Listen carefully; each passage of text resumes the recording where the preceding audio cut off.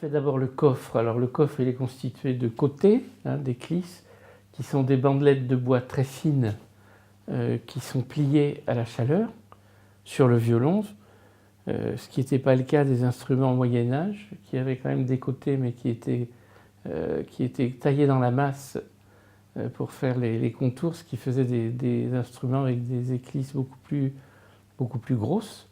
Le fait de pouvoir les plier permet d'avoir des éclisses assez fines et donc au niveau sonore c'est beaucoup plus intéressant.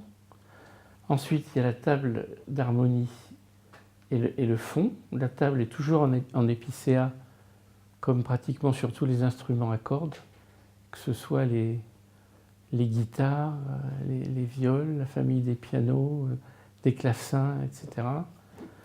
C'est toujours de l'épicéa parce que c'est un bois léger dans lequel la vitesse du son se propage extrêmement rapidement par rapport aux autres bois.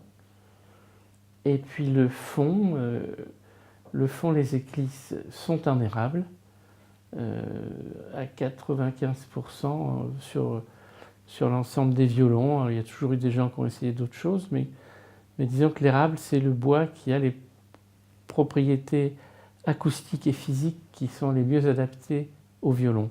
Le manche est également en érable, et la tête aussi.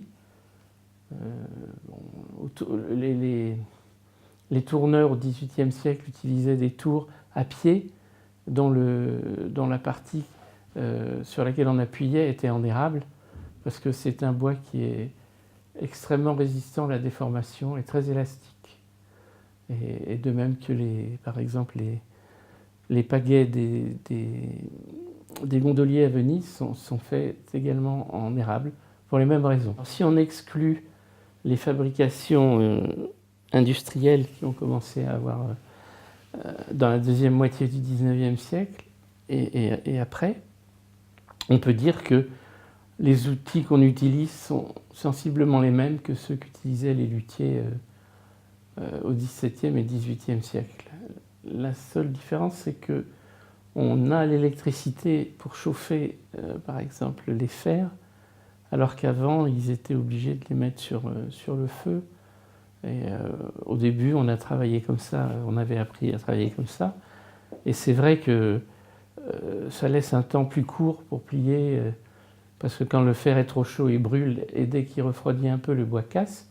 Donc il y a un laps de temps pendant lequel on peut, sans danger, plier les éclisses, par exemple.